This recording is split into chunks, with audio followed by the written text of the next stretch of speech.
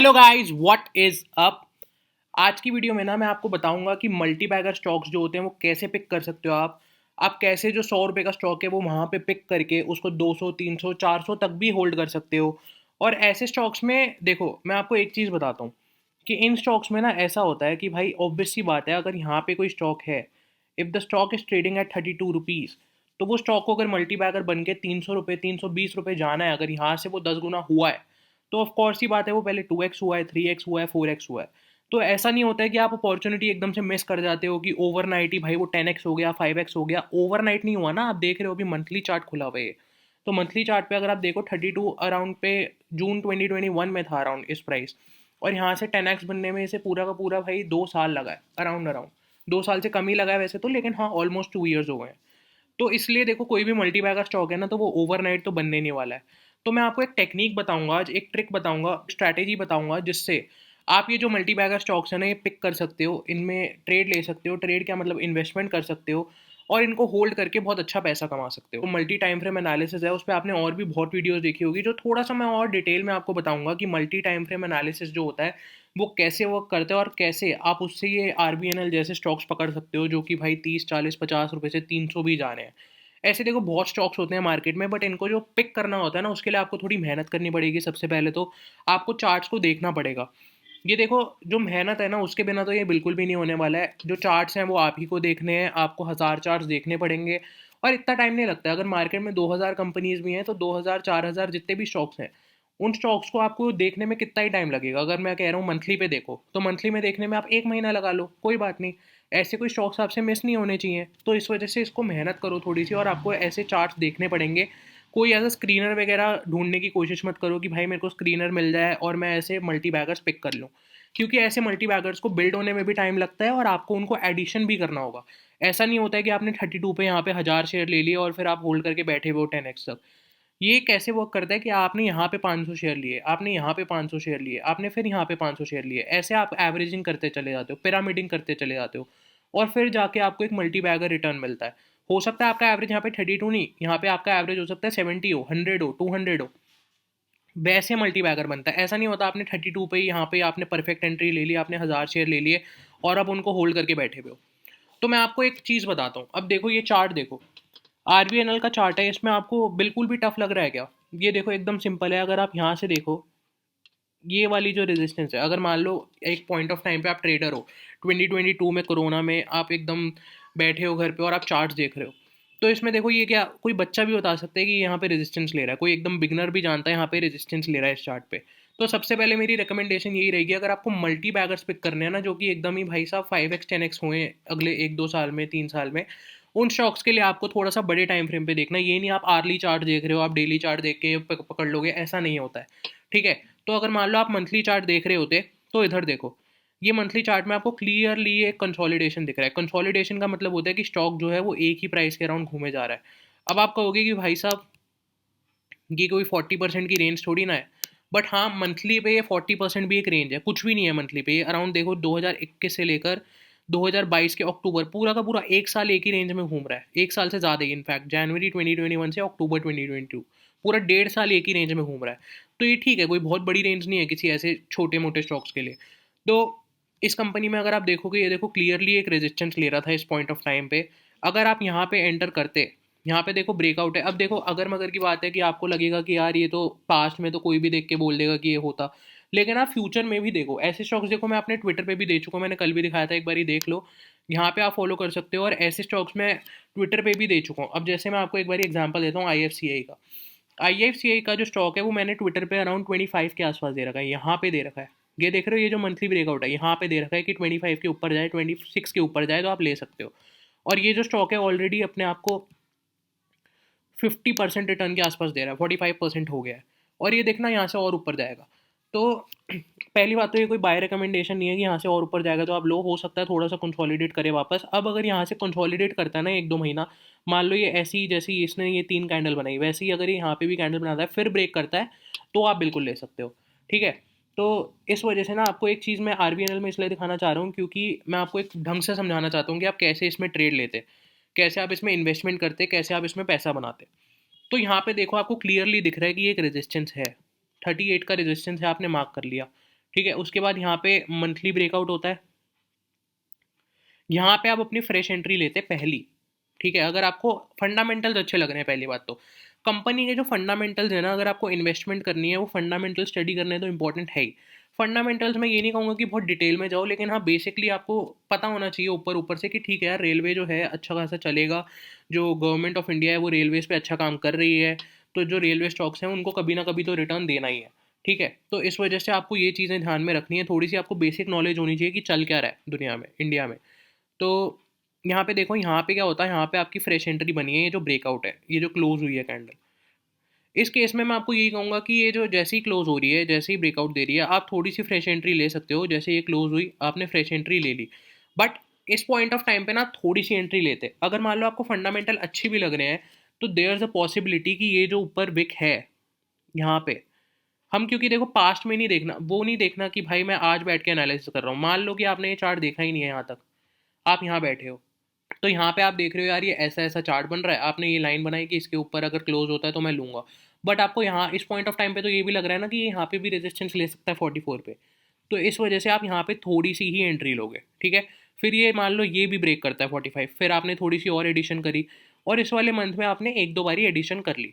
अगर आपको फंडामेंटल्स अच्छे लग रहे हैं तो ऑफकोर्स सी बात है कि ये जो मूव्स हैं ये आपके लिए बहुत ज़्यादा वो नहीं है कि आपको बेचना ही है स्टॉक को, because you are wishing for a multi bagger.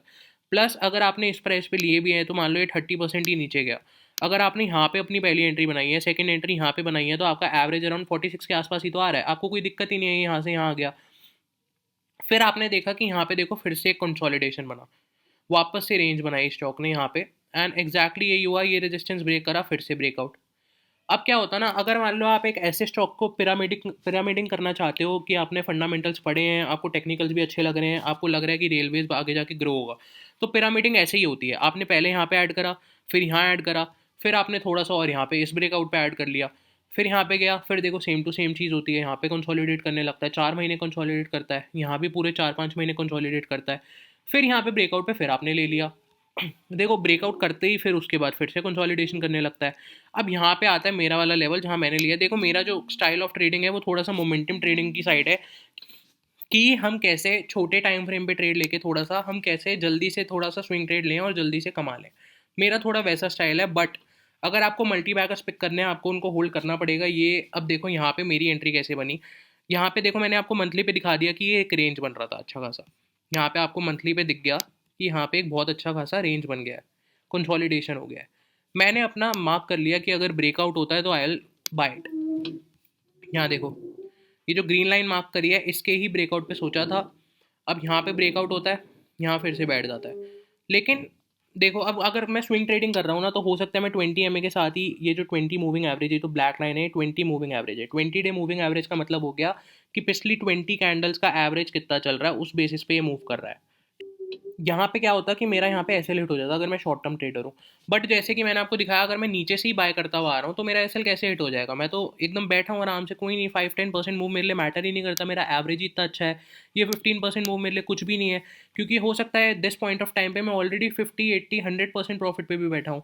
ठीक है, तो यहाँ पे हमारी एंट्री बनी थी, यहाँ ब्रेकआउट होता है, इस कैंडल से लेकर इस कैंडल तक देखो, अब आप कहोगे कि 60% मूव तो यार यहीं दे दिया इसने, तो हम यहीं पे बाय करते 2024 में और यहीं पे एकदम मल्टी बैगर हो जाता। बट ऐसा नहीं होता है, देखो हर स्टॉक ऐसे नहीं मूव करता है जैसे अभी रेलवे स्टॉक्स कर रहे हैं। रेलवे स्टॉक्स में एक अच्छा खासा बुलिश मोमेंटम है, बिल्कुल है। ये देख लो, राइट्स, इरकॉन, IFCI, ये मतलब IFCI नहीं है, RITES, IRCON, RVNL, IRFC, IREDA, Tex rail, IRCTC, सब के सब रेलवे स्टॉक्स है जिनमें इतना ज़्यादा मूव हो रहा है। तो ठीक है, रेलवे स्टॉक्स अभी बुलिश हैं, अभी वो सेक्टर बुलिश है, ठीक है। बट यहाँ पे मैं आपको ये बता रहा हूँ इस वीडियो में कि आपको मल्टी बैगर्स कैसे पिक करने हैं, और वो ऐसे ही कर सकते हो आपकी धीरे धीरे, आप मंथली पे देख रहे हो, फिर मल्टी टाइम फ्रेम एनालिसिस में यही हो गया मेनली कि आपने मंथली पे तो देख लिया, बट फिर आप वीकली पे भी देख रहे हो कि यार ये वीकली पे क्या कर रहा है, अच्छा ये 50 डे मूविंग एवरेज के नीचे नहीं जा रहा है, तो हो सकता है आप इस ब्लू लाइन के साथ ट्रेल करने लगो अपने स्टॉक को। यहाँ पे गया, यहाँ पे गया, आप आराम से एडिशन कर रहे हो, हर ब्रेकआउट पे एडिशन कर रहे हो वीकली पे। वीकली पे देखो ठीक है, आपको अगर मंथली पे ये नहीं दिखता तो आपको वीकली पे दिख गया कि यार यहाँ पे तो अच्छा खासा सपोर्ट लिया है, फिर आपने लिया थोड़ा सा, फिर आप देख रहे हो मल्टी बैगर हो रहा है। तो ऐसे ही आपको स्टॉक को एडिशन करना है। अगर मैं आपको और भी स्टॉक्स में दिखाऊँ ना, IFCI, अब देखो RBNL में क्या होता है, RBNL में एक फ़र्क है, RBNL बहुत टाइम से ये अप ट्रेंड में ही चल रहा है। IFCI में आपको एक फ़र्क बताता हूँ, ये देखो IFCI में थोड़ी सी वोलेटिलिटी ज़्यादा रही है, थोड़ा सा ये पहले नीचे गया था, ये जो इसने डिसेंडिंग ट्रायंगल पैटर्न बनाया और उसके बाद ये पूरा नीचे गया 2020 में। उसके बाद ये थोड़ा सा प्राइस एक्शन बना के धीरे धीरे ऊपर आने लगा। अब ये जो स्टॉक है ना, ये मैंने आपको जैसा कि बताया, मैंने ये स्टॉक अराउंड 25 के 26 के आसपास मैंने दे रखा है ट्विटर पे। अब इसका रीज़न मैं आपको बताता हूँ। इसका सिंपल सा रीज़न ये था कि पहले तो ये जो इतना ज़्यादा तगड़ा रेजिस्टेंस था इसके पास, ये इसको ब्रेक करता है इस महीने सितंबर 2023 में फुल वॉल्यूम्स के साथ इसको ब्रेक करता है। ये कुछ कुछ चीज़ें जो आपके चार्ट पे होनी चाहिए, जैसे वॉल्यूम्स हैं, वॉल्यूम्स को आप स्टडी करो कि वॉल्यूम्स कैसे वर्क करती हैं। मैं उस पर भी वीडियो बनाऊंगा बाद में, लेकिन वॉल्यूम्स पे अभी आप थोड़ा सा खुद भी लगा के प्रैक्टिस करो कि वॉल्यूम्स कैसे वर्क कर रही हैं। अब यहाँ पे अगर आप देखते हैं कि ये देखो मंथली ब्रेकआउट है, उसके बाद इसने एग्जैक्टली वही करा जो मैंने आपको RVNL में दिखाया, इसने रेंज बनाया, 2 महीने रुका पूरा यहाँ पे। इस ब्रेकआउट पे मैंने ट्रेड दिया है 25 के ऊपर, ये देख लो एग्जैक्टली 26 के आसपास ही चल रहा है। तो इस वाले ब्रेकआउट पे मैंने ट्रेड दिया था एंड यहाँ से इसने काफ़ी अच्छा मूव दे दिया। ये बहुत अच्छा मूव है, अराउंड 40-45% है। ऐसे ही और भी स्टॉक्स वर्क कर रहे हैं। अगर आप राइट्स भी देखते हैं, राइट्स में भी सेम टू सेम RVNL वाली चीज़ है। अगर आप मंथली पे देख रहे हो, सिर्फ मंथली पे देख रहे हैं अभी हम, ये देखो आपको दिख रहा है ना, रेजिस्टेंस एंड सपोर्ट यहाँ पे ले रहा है। रेजिस्टेंस यहाँ लिया, यहाँ पे रुका, नीचे आया, फिर यहाँ पे रेजिस्टेंस लेके यहाँ पे सपोर्ट ले लिया। यहाँ पे आप एडिशन कैसे नहीं करते अगर आप मंथली पैटर्न फॉलो कर रहे हो एक स्टॉक का? तो वो पैटर्न स्टॉक को फॉलो करने की बात है कि यार, अगर मैंने जैसे आपको बोला कि अगर आप सारे स्टॉक पूरे महीने में बैठ के भी देखते हो जो स्टॉक मार्केट में एग्जिस्ट करते हैं, तो भी ये देखो ना 4 महीने तक रुका हुआ है ये स्टॉक, ये कैसे नहीं आता आपकी वॉच लिस्ट में? आपको दिख ही जाता कि यार ये यहाँ पे सपोर्ट ले रहा है, आप यहाँ पे बाय करते, बिल्कुल करते। तो यही चीज़ आपको करनी है। अब ये देखो, ये भी पूरा का पूरा रिटर्न दे रहा है। सारे रेलवे स्टॉक्स में ये ऑलमोस्ट सिमिलर पैटर्न है। इसमें तो ठीक है, स्ट्रेट ब्रेकआउट है। IRFC में भी देखो ऐसा ही है, यहाँ पे थोड़ा सा रुका, यहाँ रुका, फिर ब्रेकआउट। इरेडा थोड़ा नया स्टॉक है, ये भी मैंने आपको कल बताया था कि ये हमने दिया था अराउंड, ये तो एग्जैक्टली बहुत अच्छे ब्रेकआउट पे दिया है, ये अराउंड यहाँ दिया है। और देखो इसमें मैं कल निकल गया था, अब ये आज भी अपर सर्किट मार गया, ये that I was not expecting. And इतना ऐसा नहीं होता है कि मार्केट में आपको पूरा मूव कैप्चर करना है। अगर आपने यहाँ पे लिया है, इस ब्रेकआउट पे लिया है आपने, अगर यहाँ तक भी होल्ड करा है, 40% निकाल लिया तो ठीक है। ये अगर 70% गया तो आपको उसको रिग्रेट नहीं करना है, राइट? वैसे ही अगर मान लो मैंने यहाँ लिया है और मैंने यहाँ पे निकाल दिया है 20-25% में, मैं सेटिस्फाइड हूँ तो ठीक है। अगर ये मान लो 40, अब मान लो 100% भी चला जाए, तो मेरे को इसको रिग्रेट नहीं करना है क्योंकि मैंने इसमें से प्रॉफिट निकाल लिया, राइट? तो ऐसे आपको मल्टी बैगर्स को पिक करना है। अगर मान लो आप IRCTC एक बारी हम देख लेते हैं कि कैसे चलता है, मंथली पे एक बारी देख लेते हैं कि कैसे कैसे करा है इसने, और मैं आपको बताता हूँ कि आप कैसे एक स्टॉक को एनालाइज कर सकते हो। तो यहाँ पे आपको दिख रहा है ये गया, यहाँ पे इसका पहला इसने रेजिस्टेंस लेता है मंथली पे। तो आप यहाँ पे देखते हो कि ये वाली जो ब्रेकआउट है इस वाले जून 2021 में, यहाँ पे आप थोड़ा सा एडिशन करते हो। फिर उसके बाद तो ये चलो ये पूरा ही पंप हो जाता है। फिर अगर ये यहाँ से नीचे आता ना, इस वाले लेवल से नीचे आता, तो आई कैन गारंटी आप होल्ड नहीं कर पाते। अगर मान लो आपको दिख गया एक बार स्टॉक 1270 पे, उसके बाद आप 50-55% तक होल्ड करना थोड़ा मुश्किल हो जाता है स्टॉक को, अनटिल एंड अनलेस आप बहुत ही थोड़े से पुराने इन्वेस्टर हो, आपको नॉलेज है कि ठीक है यार 50-60% डजेंट मैटर, ये स्टॉक्स जो फंडामेंटली अच्छे हैं ये वापस से ऊपर चलने लगेंगे। तो वो चीज़ बहुत कम लोगों में होती है, इस वजह से आप यहाँ से यहाँ तक तो होल्ड नहीं कर पाते। बट यहाँ देखो, अब फिर से अगर आप मंथली पैटर्न फॉलो कर रहे हो, आपको दिख रहा है कि यहाँ पे सपोर्ट लिया, फिर ऊपर गया, फिर यहाँ पे सपोर्ट लिया, तो यहाँ पे एडिशन बनता था, फिर ऊपर गया, फिर यहाँ पे ब्रेकआउट हुआ। अब ये वाला स्टॉक भी हमने एग्जैक्टली दिया हुआ है, इसमें ट्राइंगल पैटर्न का ब्रेकआउट हुआ था डेली पे, ये देखो ये रेड लाइन का ब्रेकआउट होता है 722 के आसपास, यहाँ पे ब्रेकआउट होता है, यहीं पे दिया है एंड यहाँ से स्ट्रेट अप, ठीक है? तो इस वजह से ना आपको ये मल्टी टाइम फ्रेम एनालिसिस करना पड़ेगा कि भाई मैं मल्टी टाइम पे देख रहा हूँ कि यार यहाँ पे सपोर्ट लिया, ठीक है, यहाँ से ब्रेकआउट दे सकता है, ये मंथली पे बहुत अच्छा लग रहा है। फिर मैं जाके देख रहा हूँ वीकली पे कि भाई वीकली कैसा है। अच्छा, वीकली भी बहुत अच्छा है, यहाँ पे सपोर्ट लिया, ये डबल बॉटम टाइप का पैटर्न है, एक बारी हिट किया, फिर से हिट किया, डबल बॉटम हो गया। वीकली पे प्राइस एक्शन भी ठीक है। फिर मैं मार्क कर लेता हूँ कि यार ठीक है, अगर मान लो ये या फिर ये लेवल ब्रेक होता है तो मैं वीकली पे एंटर करूँगा, या अगर मैं डेली पे भी देखने लगूँ, और मान लो मैं यहाँ से 11 सितंबर के बाद डेली पे देखने लगूँ, फिर मैं डेली पे स्टॉक को देख रहा हूँ सितंबर के बाद, तो मेरे को ये दिखने लगता है कि यार यहाँ पे तो ट्रायंगल पैटर्न बन गया। मल्टीपल चीज़ें हो रही हैं, आप मंथली पे भी देख रहे हो, आप वीकली पे भी देख रहे हो, आप डेली पे भी देख रहे हो, और फिर आपने ये चीज़ देखी कि यार यहाँ पे ट्रायंगल पैटर्न बन गया। ट्रायंगल पैटर्न के ब्रेकआउट पे और रेजिस्टेंस के ब्रेकआउट पे आपने एंट्री ली, फिर आप बैठे हो तो आप देख रहे हो कि प्रॉफिट कैसे हो रहा है। ये स्टॉक आप ट्विटर पे देख सकते हो, मैंने दिया हुआ है, इसी लेवल में दे रखा है और 40% का रिटर्न दे दिया है इसने ऑलरेडी। SJVN में भी सेम चीज़ है। SJVN तो देखो बहुत टाइम से प्राइस एक्शन अच्छा चल रहा है इसका, ये देखो स्ट्रेट अप है ये स्टॉक।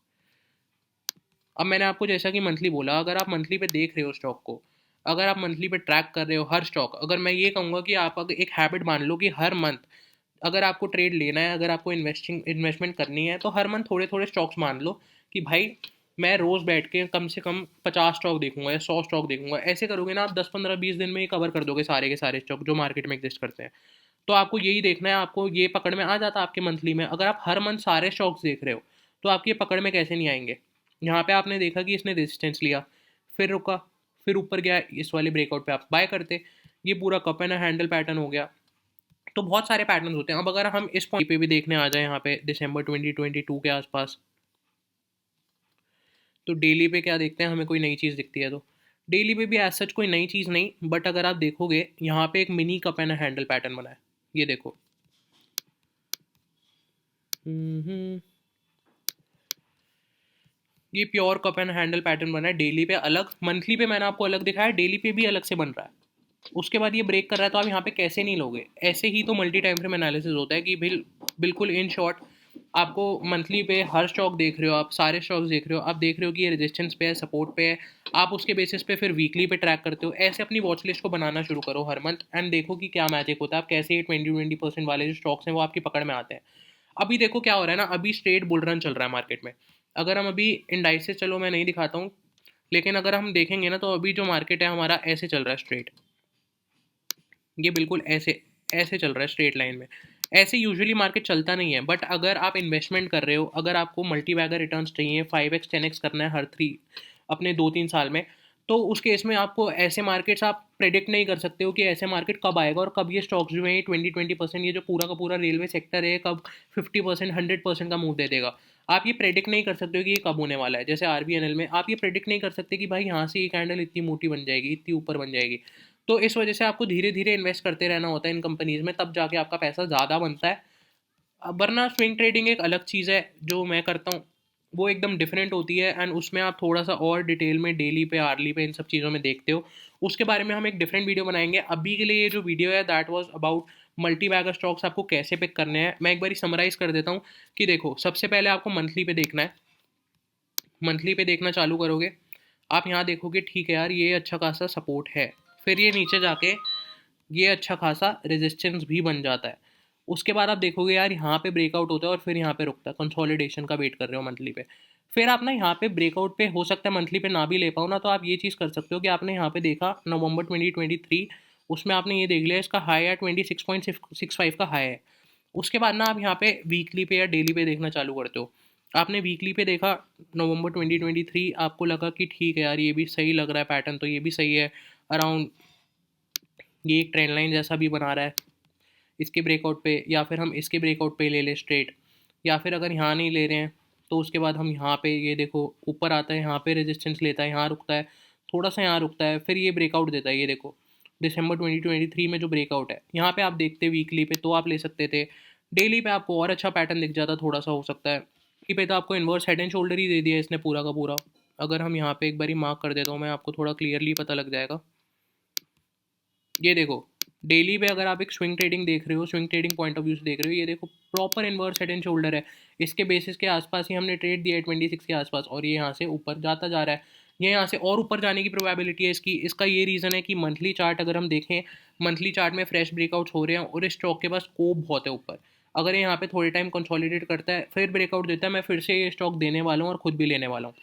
तो यहाँ से ब्रेकआउट देगा, फिर ऊपर जाएगा। ऐसे स्टॉक्स जो होते हैं, अगर कंपनी फंडामेंटली ठीक है, अगर सेक्टर फंडामेंटली ठीक है, तो वर्क करते हैं। तो ऐसे आप थोड़ा सा ट्रेड्स को देखना शुरू करो, ऐसे आप मल्टी बैगर्स को है पिक कर सकते हो, उनमें पैसा कमा सकते हो। उनको आप वीकली पे देखो, मंथली पे देखो, डेली पे देखो, सारे टाइम फ्रेम्स पे देखो। पहले मंथली पे देखो, मेरी रिकमेंडेशन तो यही रहेगी। मैं आपको एक एक्शन प्लान दे देता हूँ कि आपको करना क्या है। आपको सबसे पहले मंथली पे देखना है कि भाई स्टॉक का चार्ट कैसे कर रहा है। मान लो हम इस पॉइंट ऑफ टाइम पे बैठे हैं, तो हम देखेंगे कि ठीक है मैंने देख लिया अब ये तो ब्रेकआउट हो गया। अगर मैं इसको नहीं पकड़ पाया तो उस केस में मेरे को ये वेट करना है कि ये फिर से कंसोलिडेट करे, वापस ये कहीं पे जाके मान लो 400 पे भी जाके रुकता है, वहाँ पे कंसोलिडेट करे, थोड़ा सा 3 4 5 6 महीना कंसोलिडेट करे। उसके बाद मैं देखूंगा कि ब्रेकआउट कब होगा। फिर जब ब्रेकआउट हो रहा होगा ना उस टाइम पे, जैसे ये जो ब्रेकआउट हो रहा है ना, इस टाइम पे हम देखेंगे कि वीकली पे क्या कर रहा है। जैसे मान लो अगर हम ब्रेकआउट नहीं भी पकड़ पाए, तो हमने देखा वीकली पे ये देखो यहाँ पे सपोर्ट ले लिया, यहाँ पे हम बाय कर सकते हैं क्योंकि इसने ये अच्छा खासा सपोर्ट लिया है। उसके बाद हम अगर डेली पे भी देखें, फिर हम डेली पे देखेंगे। डेली पे हम देख रहे हैं कि यार ठीक है, थोड़ा सा कप एंड हैंडल फॉर्मेशन भी है, ये अपना डबल टॉप टाइप का बना के लोगों को ट्रैप करके फिर ऊपर जा रहा है। तो ऐसी चीज़ें जो होती हैं ना, अलग अलग चीज़ें आपको तभी दिखेंगी जब आप प्रैक्टिस करोगे इस चीज़ की। आपको सबसे पहले ये करना है, मंथली देखना है, फिर आपको वीकली देखना है, फिर आपको डेली देखना है। ऐसे आपको एनालाइज करना है स्टॉक को कि कौन सा पैटर्न कौन से टाइम फ्रेम पे बन रहा है, एंड फिर आप स्टॉक्स में एंट्री ले सकते हो। तो ये मेरा फॉर्मूला है मल्टी बैगर्स को पिक करने का। ये आप ट्राई करो, थोड़ी सी मेहनत लगेगी, बिल्कुल लगेगी, हर मंथ लगेगी, हर रोज़ लगेगी। एंड अगर आप ये करते हो ना, आप स्टॉक्स को पिक कर पाओगे। जो इंडियन मार्केट्स हैं अभी काफ़ी, ऐसा कोई बहुत ज़्यादा ओवर वैल्यू नहीं हो गए, स्टॉक्स थोड़ा सा गिरेंगे उसके बाद ही इनकी सही वैल्यू आ जाएगी। इंडिया जो है थोड़ी सी ग्रोइंग इकोनॉमी है, तो जो स्टॉक्स हैं उनका जो प्राइस टू अर्निंग रेशियो एक तरह से क्या होता है कि अर्निंग कितनी हो रही है और उसके बेसिस पे जो स्टॉक का प्राइस है वो कितना है। तो प्राइस टू अर्निंग रेशियो जो है ना, वो थोड़ा सा वेरिएबल रहेगा इंडियन कंपनीज में, क्योंकि इनकी ग्रोथ बहुत मैसिव होने वाली है। इनको ऑर्डर्स इतने मिल रहे हैं, इनको इतना ज़्यादा काम मिल रहा है कि इनकी ग्रोथ बहुत मैसिव होने वाली है। इस वजह से जो स्टॉक्स हैं, आप ये मत समझो ओवर वैल्यू हो गया। आप बस ये देखो कि यहाँ से अगर थोड़ा सा भी डिप आता है, कंसोलिडेट करता है, ब्रेकआउट होता है, तो हम एंटर करें। तो आपको ऐसे स्टॉक्स को पिक करना है, ऐसे आप मल्टी बैगर्स में अपना पैसा बना सकते हो। तो आज के वीडियो के लिए इतना ही। अगर आपको ये वीडियो अच्छा लगा है तो लाइक करो, शेयर करो, सब्सक्राइब करो, and very very thanks for watching the video.